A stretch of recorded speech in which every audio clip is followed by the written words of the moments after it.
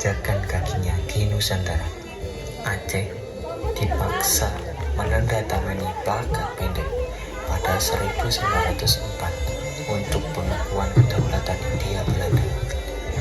Mereka dengan dalih misi dagang VOC yang berada di bawah kekuasaan Belanda merupakan upaya untuk menaklukki wilayah-wilayah besar di Indonesia. Contohnya Mataram. Company itu milik perorangan atau kumpulan? Kami sekumpulan saudara Baginda. Menarik. Sekumpulan orang kaya yang berkumpul menjadi satu. Modal kalian pasti besar. Tidak heran kalian membawa senapan untuk berdagang. Kami melindungi diri Baginda. Melindungi diri? Dari siapa, Tuan? Dari penduduk Pulau Banda. Sepertinya kalian tidak membutuhkan ini. Kalau begitu, kami pamit dan akan kami sampaikan syarat Baginda kepada pimpinan. Kalau tidak ada kabar dari mereka, aku perintahkan Tumenggung Duloso dan Adipati Tegal untuk mengirim surat saya kepada mereka. Sedika jamu. Pengapunten dalam sewu, apa sikap kita dan Mana tegangannya?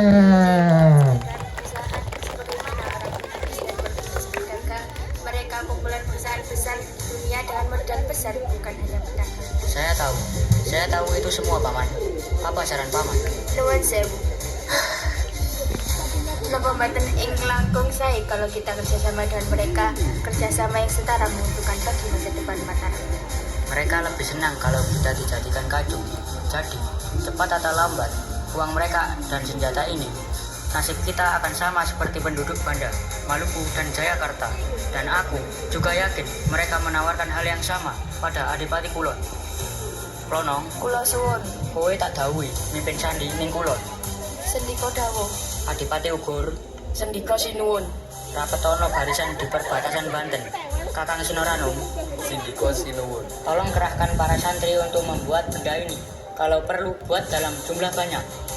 Orang asing itu dapat berkuasa karena mereka melihat kita seperti orang-orang lemah.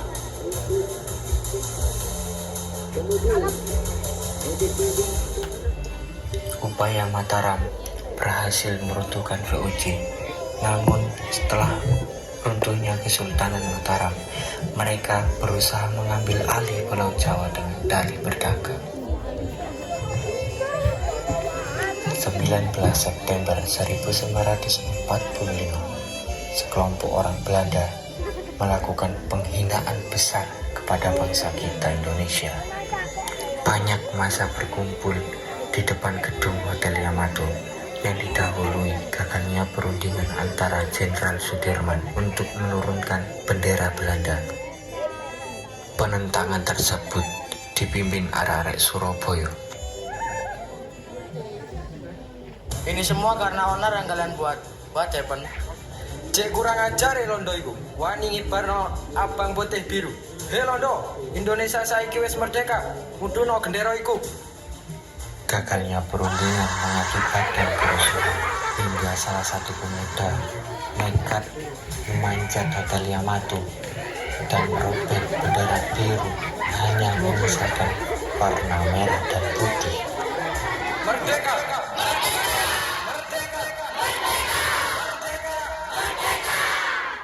Kemudian Belanda berhenti menjajah karena hancurnya kekuasaan dalam politik, ekonomi, dan sosial pada pemerintah Belanda yang melahirkan era baru.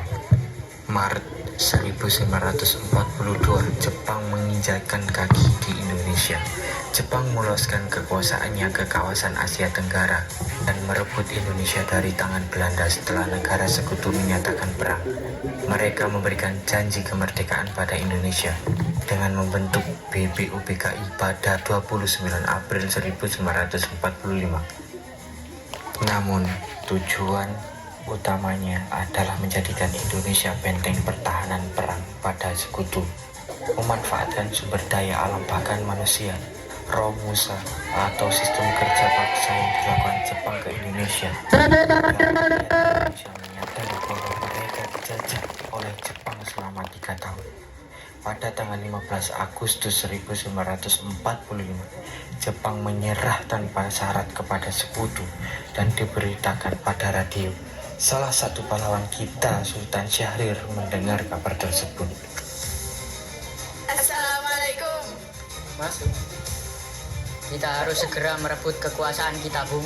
Jika tidak bertindak cepat, maka pertumpahan darah dan pembunuhan gedan-gedan. Tidak perlu menunggu esok hari. Kita tidak boleh gegabah.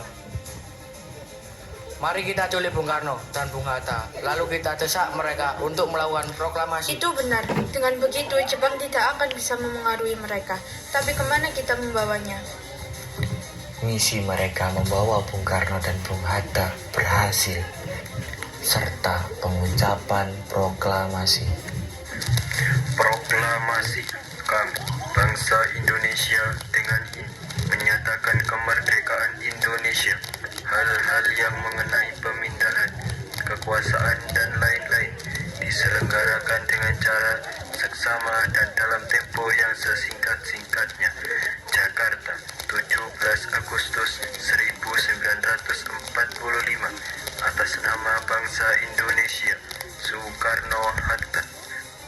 Kemudian Indonesia telah merdeka. Tetapi gerakan 30 September terjadi peristiwa pemberontakan Partai Komunis Indonesia yang disebut G30 SPKI yang terjadi karena adanya ketegangan politik, keinginan kekuasaan, penggulingan presiden. Mereka memberontak dan terjadi peristiwa 30 September menjelang 1 Oktober 1965. Mereka mengincar perwira tinggi, salah satunya Jenderal Nasution. Penculikan di rumah Nasution oleh pasukan Cakrabirawa.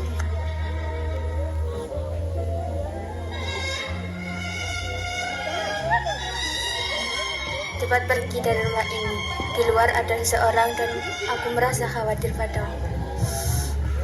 Baiklah. Jenderal, keluar. Keadaan negara sedang genting. Jenderal ditunggu segera menghadap presiden.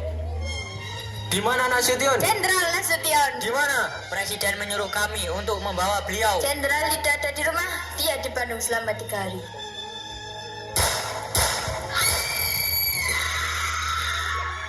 Teganya kau mencari Nasution, tapi anakku yang kau bunuh. Ada apa ini? Kami mencari Nasution. Saya Nasution. Tembak!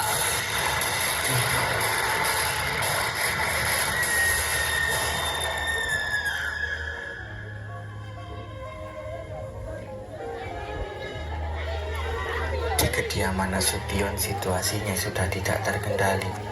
Pierre menangisi anaknya dan disambut melihat suaminya tertembak, terbantai di depan mata.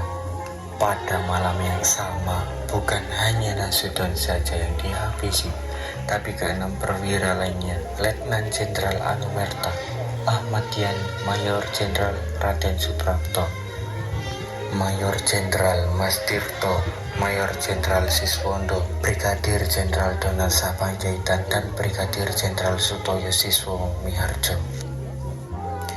Setelah berhasil membunuh mereka, para jenazah perwira dibawa ke lubang buaya. Mereka dilempar ke sumur sedalam 36 kaki. Setelah berhasil, mereka berbohong sebagai pasukan yang setia kepada Presiden Soekarno. Padahal mereka ingin mengambil alih negara. Mereka melakukannya agar tidak merasa terancam dan berusaha mengantisipasi ancaman ini dengan cara ekstrim. Peristiwa ini merupakan peristiwa kelam yang menggoreskan luka bagi bangsa di mana rakyat Indonesia yang dijajah oleh bangsa sendiri. Kemudian peristiwa ini berakhir pada 2 Oktober 1965 yang dituntaskan oleh Soeharto. Gugur di taman bakti, meratap tanah air yang merindu. Dalam keheningan suara dan tarian menyambut pahlawan yang kembali. Mereka yang tergugur dalam medan perjuangan menyaksikan jejak-jejak harum di bumi. Dalam pelukan tanah mereka beristirahat sebagai bagian dari sejarah yang abadi. Bendera berkibar setengah tiang mengenang jasa mereka yang terlupakan. Dalam pelukan Ibu Pertiwi, mereka terbaring mengukir nama mereka di hati bangsa.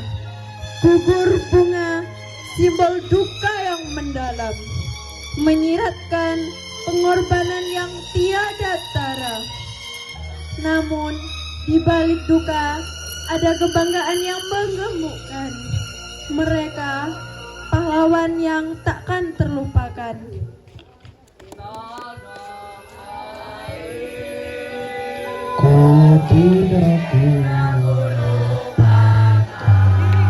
Yo semuanya, silakan berdiri.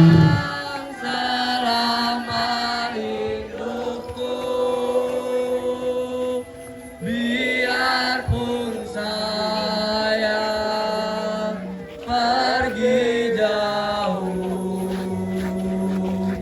tidak akan hilang dari kalbu. Tandaku yang ku cintai, engkau ku hargai.